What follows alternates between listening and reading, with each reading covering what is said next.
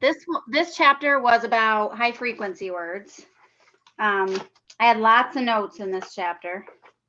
So I thought we could start with the breakout room and just start with something that you loved from this chapter. Sound good? That way everybody has a chance to share. So let's see if I can do this now. Breakout rooms. Everybody good with 2 breakout? All right, so I feel like in our group, a lot of what we talked about was the automaticity of the sight words and the difference between high frequency words and sight words. How did the other group make out? Anybody want to kind of speak for them about something they loved from this chapter?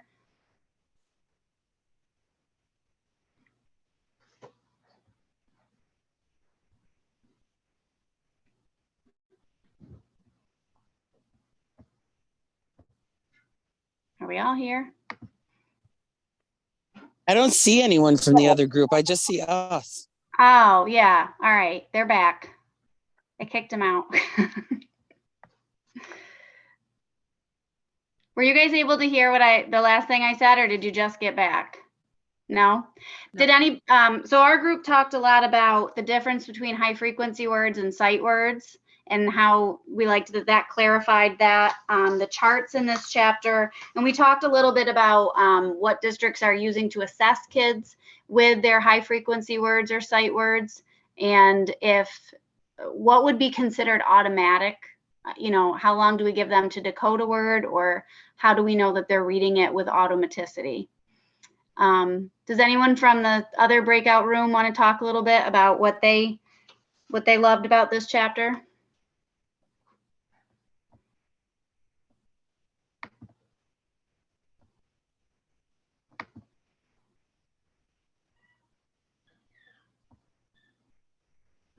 Ken and Kelly, I'm going to let you guys talk, or Mackenzie, go ahead. I was going to say, I'm going to start calling on people.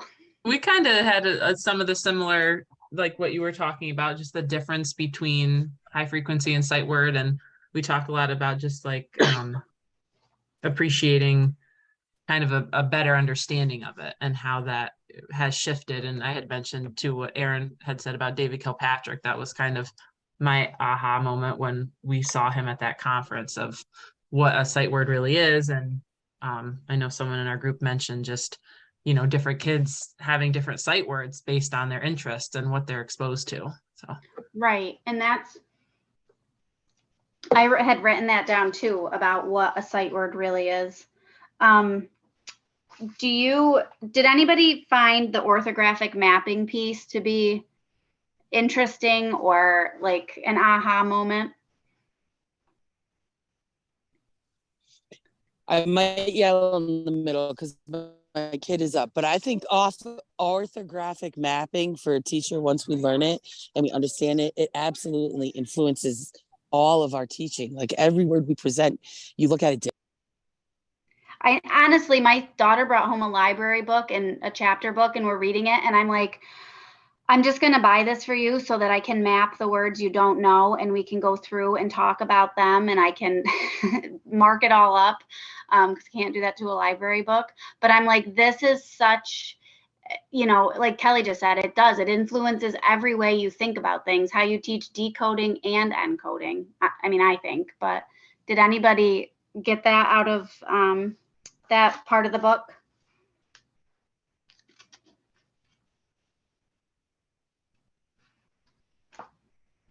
Does anybody use orthographic mapping right now when they're teaching spelling or different like encoding?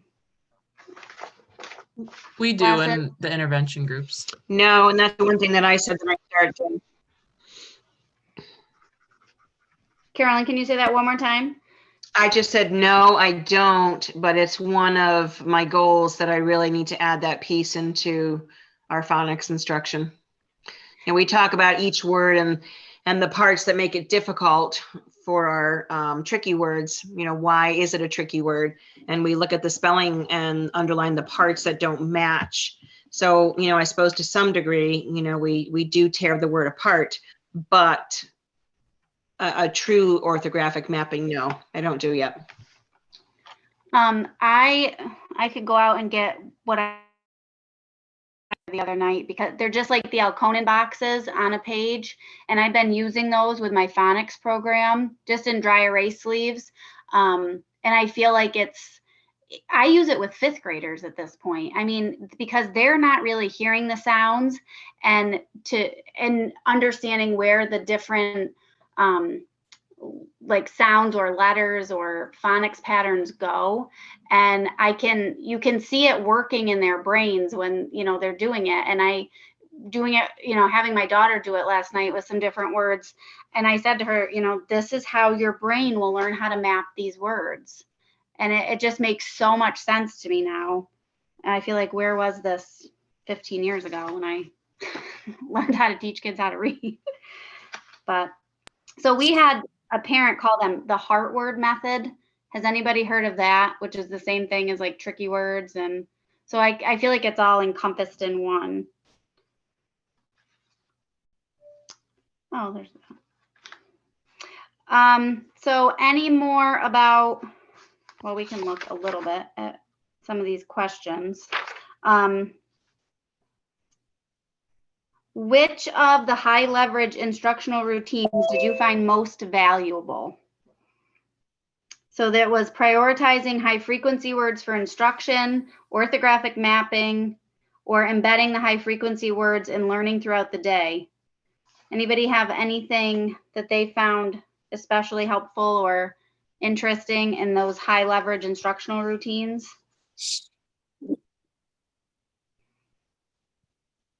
I think that embedding them throughout the day has been the most fun, because, I mean, let's be honest, teaching to read is so rewarding. But then when you teach them the word in ELA and you're doing something in science and they see it, or they see it within another word, or, just anything that crosses over into a different subject area, like you feel like, darn it, I am making a difference. I am doing the right thing.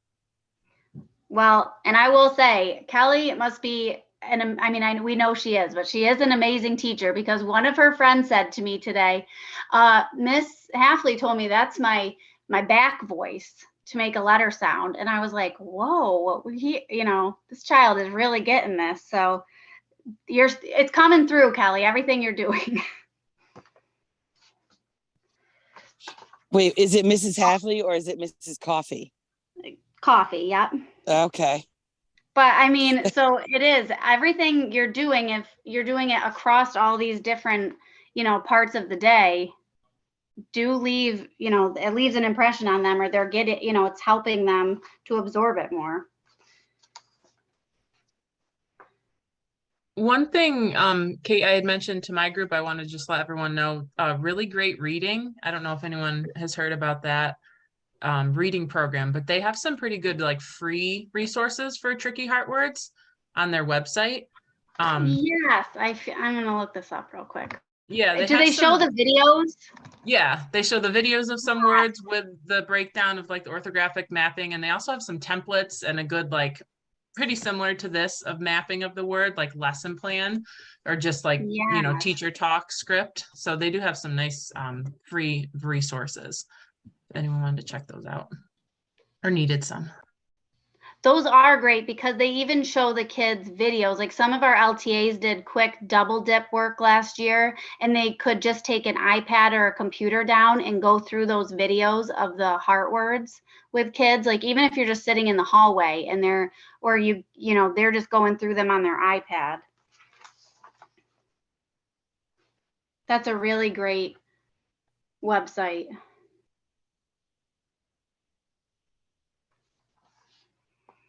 So before we jump into the next breakout session, I just wanted to throw this out there, that the working memory and the automaticity of the sight words, it talks about how with automaticity, the cognitive load is decreased.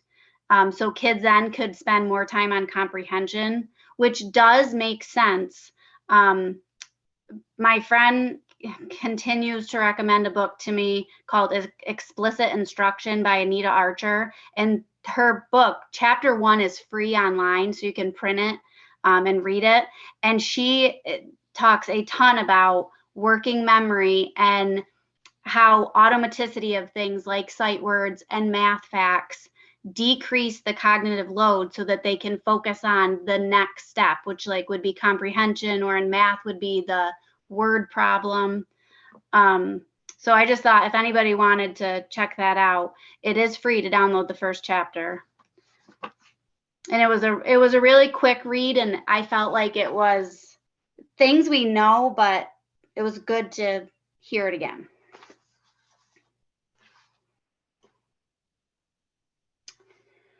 All right, are we ready for a new breakout room? Kelly, can you be the spokesperson for that group? Sorry. No, you're good. Go ahead. I said I really liked the zooming in on the taking the tricky words to the writing for closer analysis. I liked like the steps that they went through. For some of my students, that's a harder piece, and like then just like breaking things down. A lot of my special ed students are still working on like basic CVC and things like that. So I liked how it broke it down so then they could be more successful in there. And I thought a lot of the visuals that they had in this chapter were beneficial for myself. Yeah, and like just looking at that now, I do have things highlighted, so I must have read it at some point. But I feel like, yes, like with intervention and special ed, I think that's something we probably all, do or could do more of, is like pulling those specific words and mapping them and talking about how to decode them. I feel like that's a good reinforcement of the right things to be doing with kids when they're not decoding correctly.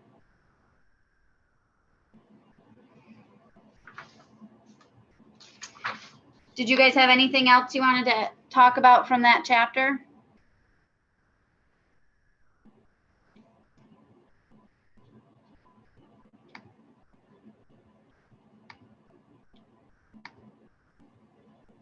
I mean, I'll talk about anything.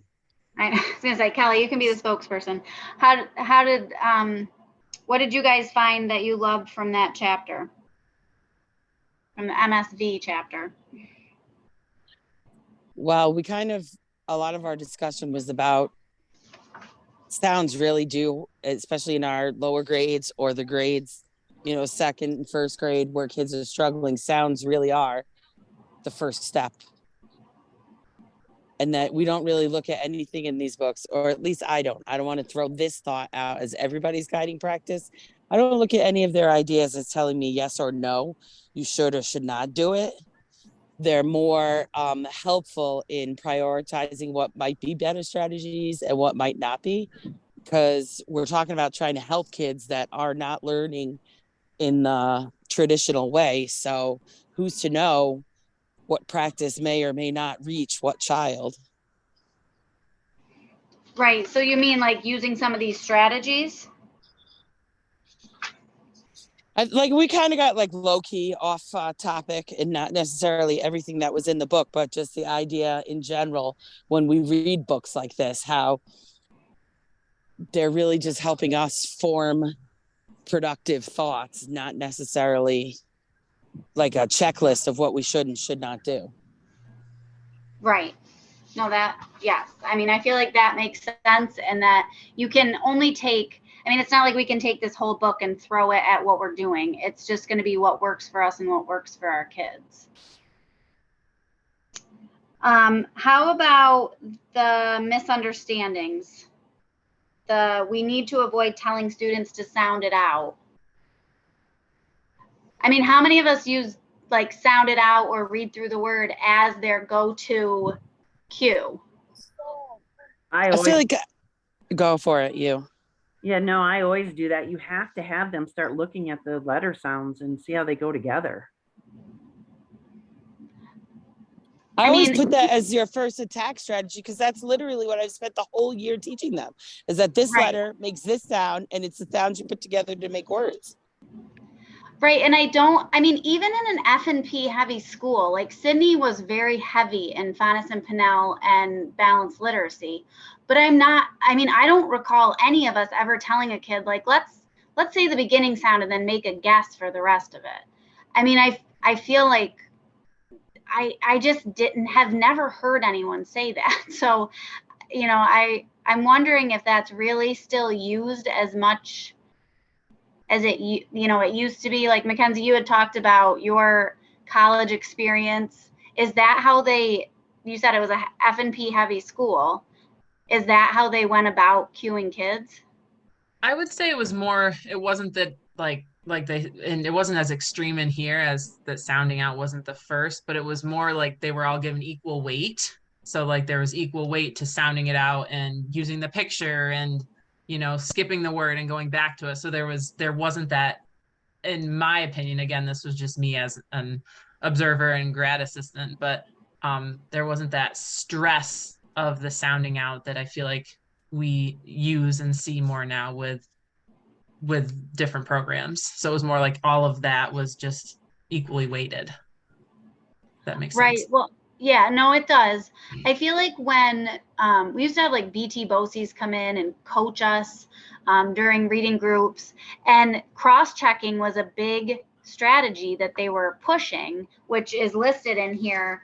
And I used to have it on an anchor chart for my kindergartners to cross-check when reading, meaning stretch it out, but then go back and look at pictures and ask themselves, does that make sense? And I can remember some people saying, can kindergartners really do that? Like you literally put the word cross-check on an anchor chart. And I thought, but they can. I mean, if you teach them how to do it, but that was using those other two last, the other two pieces. So when you guys are teaching reading groups, does anybody feel like you weight them equally, or is there one you use more than the other?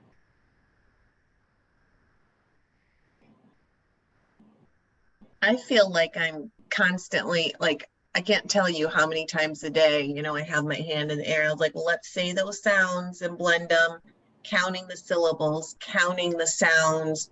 We have I know all of second grade, we have huge Vowel Valley display right up on our walls. We'll say, well, let's look over at Vowel Valley. So it's a huge focus on the phonics at second grade because I mean, you can go to I find myself going to the visual for my struggling readers, but most of them I'm relying on that code and those phonics and saying it out loud and saying, does that sound right? Let's look at Vowel Valley, the whole cross-check thing. But I find that I am way heavy in the phonics portion of it all day long. We're tapping it, we're mapping it, we're graphing it. We're pushing those chips for the sounds to recognize how many letters make that sound. So not a lot of visuals. I don't think I do. I'm trying to get better at the meaning in the word itself, but that's kind of what I find myself doing all day. Yeah, and I feel like that, it sounds like our first and second grade, from what I've been a part of in those classrooms, is that the visual and the phonics and the stretching it out or reading through the word is the heaviest. Franklin, do you all have that with your curriculum that you're using, or do you try to incorporate that, or is this something that's new that you'd want to incorporate?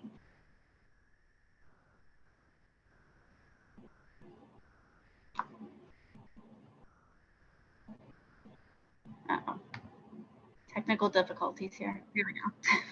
I use a lot more visual with some of my students because I'm working with third graders that are at like a kindergarten level. So we do try to do some things more visual, meaning I would like to start to do more with some of my higher students. But for some of my lower ones, we're still trying to build really a lot of those basic phonics skills that they don't have and trying to do it, but it's just, it's been a struggle for me, honestly. I do feel like teaching the systematic phonics and ensuring kids get all that is a more difficult way to approach reading, even though it's the right way, than to let them guess at words and look at pictures and say, like, if they're not changing the meaning, it's okay that they still read it this way. I don't want to say it's easier, but it does allow kids to read without us constantly correcting everything.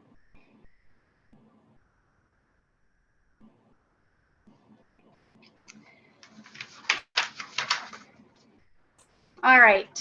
I feel like the MSV chapter was kind of hard. I mean, they had a lot of good, strategies and suggestions in here.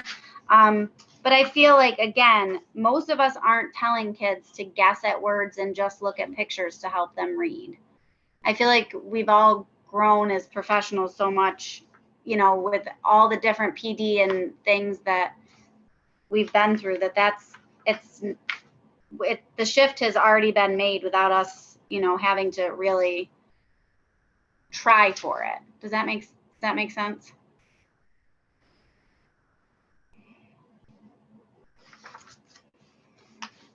All right. Any other thoughts on chapter 5?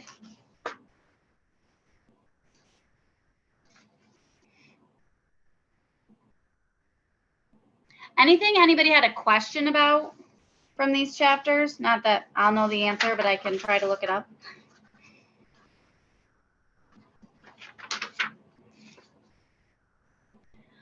All right. Well, before we go, let's all just maybe put out there one thing that they'd like to try in their classroom before the next book study, something from one of these chapters. I'm just going to call on people as I see them in order here. So Corey, what's something you'd like to try to implement? I'm not really sure. I feel like I'm just thinking of like my current class, and I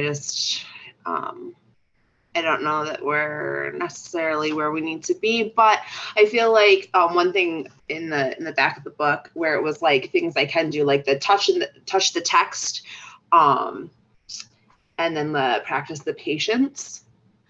I know sometimes I'm like, I can be a little quick to be like, okay, maybe we just need to move on, but just like practice giving them a chance to maybe problem solve themselves or figure out how they can, decode words or.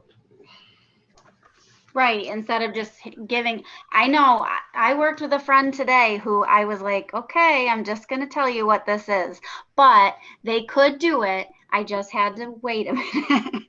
And I feel like me giving it to them is not, I mean, I do know better than that, but it's hard sometimes. Like the productive struggle is a hard thing to watch sometimes. Yeah, as far like, like for example, today we were doing like something in social studies, and it was like 3 other kids are waiting, and you're just like, we need to move this along. But like, just I think maybe just giving a little bit more time to Right. that. Yes, I completely understand that. All right, thanks. Carolyn, How about you?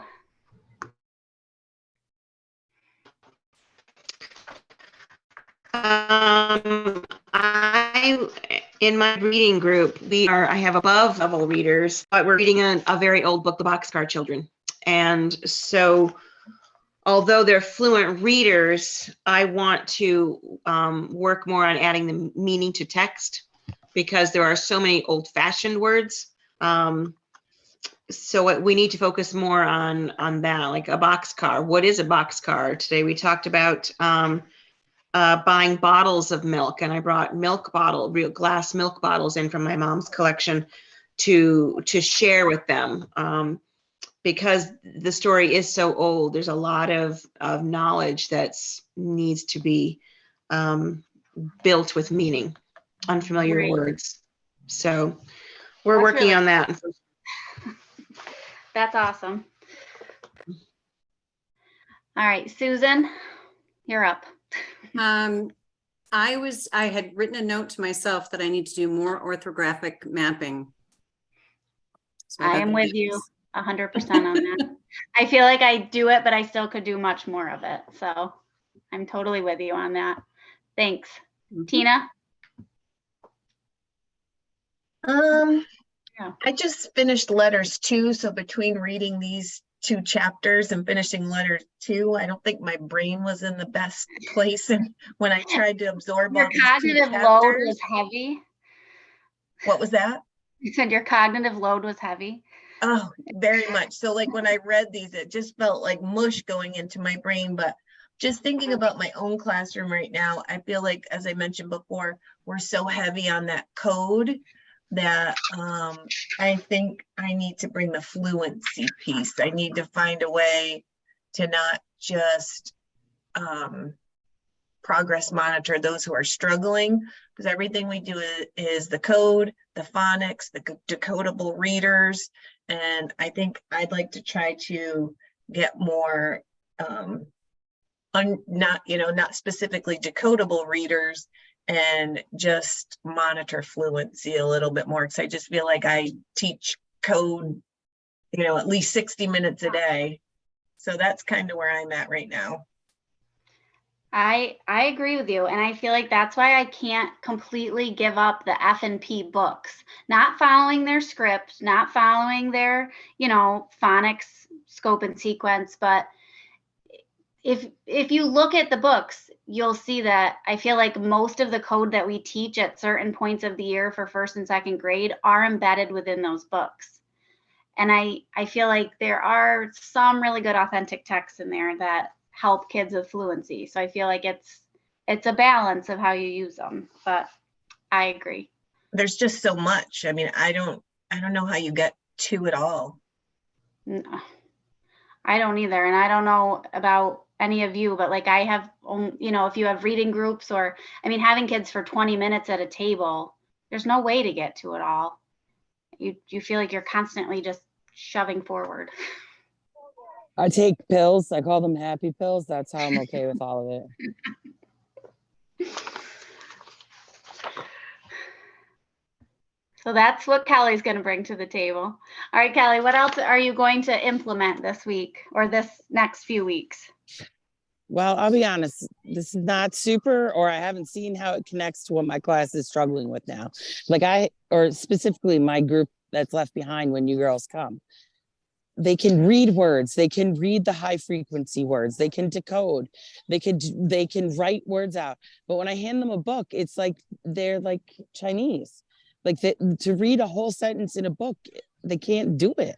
And I can't figure it out, because if I handed them each word independent of the page in the book, boom, they could figure out each word.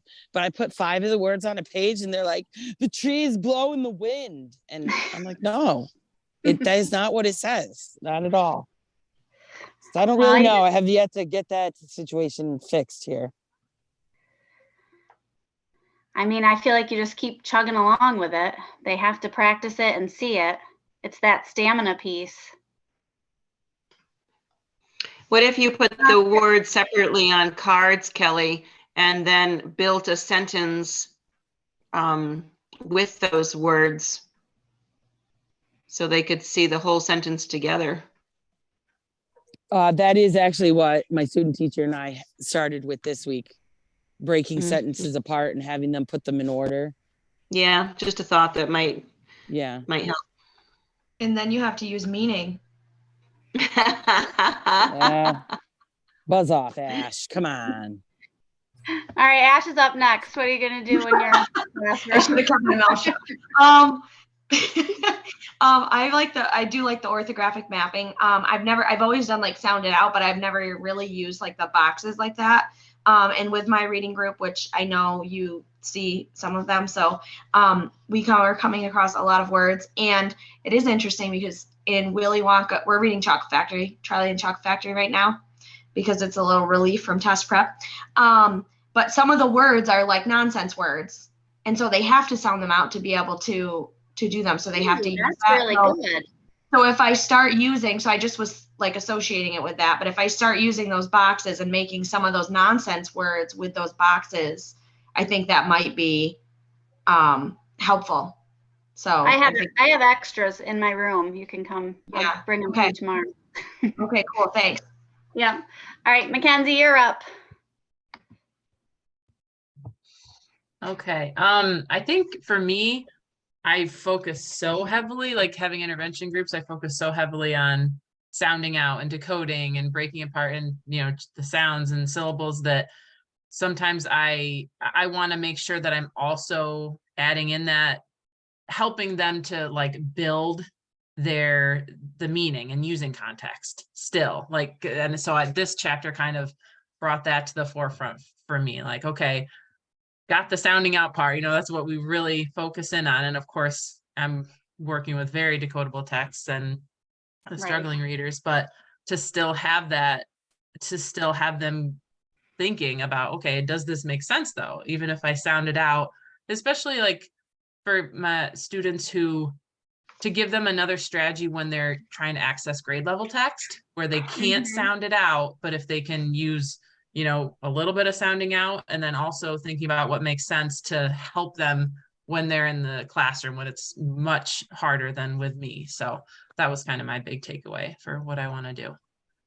No, and I like that a lot because this stuck out to me that it says, you know, the MSV says we should ask kids first what makes sense there, but they changed it to say, does it make sense? So kids can cross-check in their mind and then still use that context to help them figure that out. Like that does make sense there. So I really like that strategy. Thank you, ma'am. All right, Elizabeth, and then Nicole, and then Jackie, and if Ken and Kelly are there.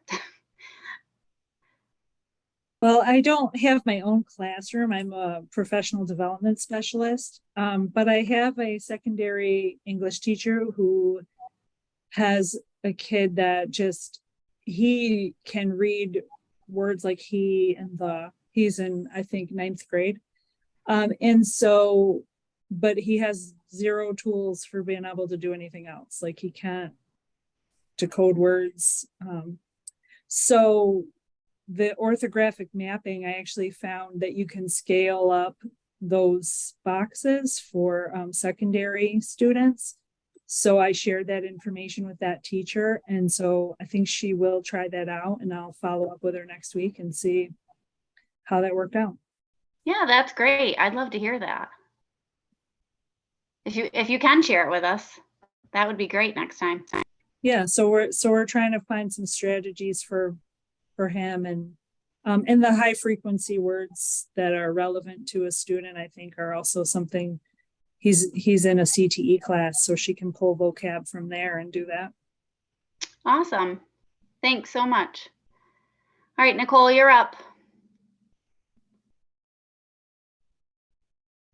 How, when I said it more like the tricky words, being able for some of my students, giving them more strategies of what to do when they get back into the classroom, because they can do some of it in a small group, but like when they are in their classroom working on grade level text, seeing some of the words is hard for them, but being able to give them the strategies, like when they use the example of flamingo, how to break it down in order for them to help be more successful within the classroom and not feel, you know, more of that sense of like feeling defeated when they're in their classroom. Right. I'm just going back and looking at it. Yes, for sure. And even being able to like front load that information for them. Yeah. To be successful. Great. Thank you. All right. Ken and Kelly, are you there? They did type into the chat as well. Oh, okay. Yep. It took a restart of internet and computer and oh no. So it's all right. It's all right. It's, you know, we live in the wilds in the village of Walden. So, you know, like that'll do it. Yeah, in the wilds.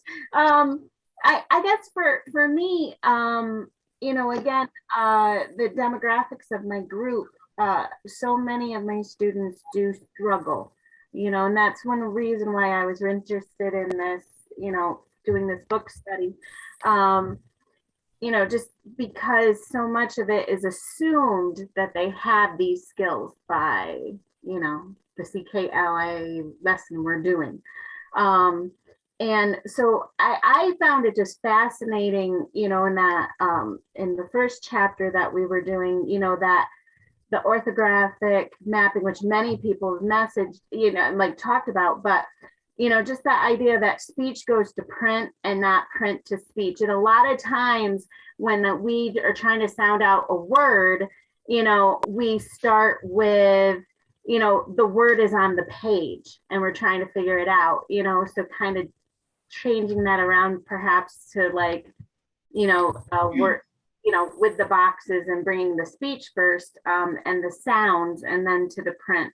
So that's something I'm looking into. And, you know, and also those, you know, high frequency words. I know in my classroom we have, and Kate, you shared it with me, so I'm not sure what word list it is, but, you know, for spelling guide piece, more so than, you know, the like posting sight words per se. So that's Right. something I was thinking of.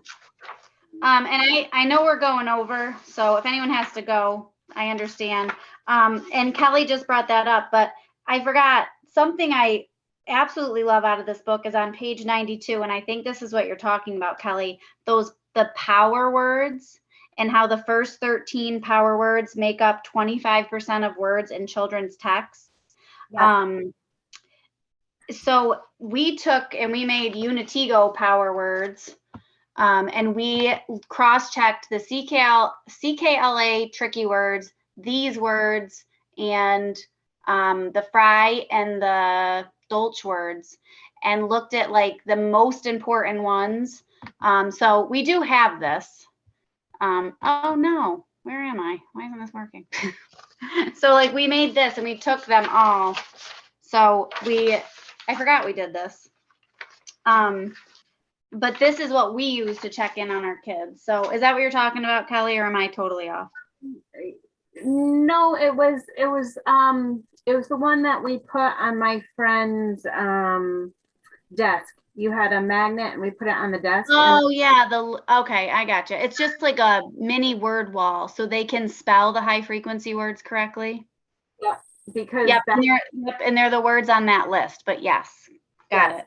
And so everyone ended up with a copy. Like Good. I put one in my daughter's backpack. I'm sure her teacher really appreciated it. But I said, can she please, can you put this in her desk so she stops spelling the word what the wrong way and the word has the wrong way?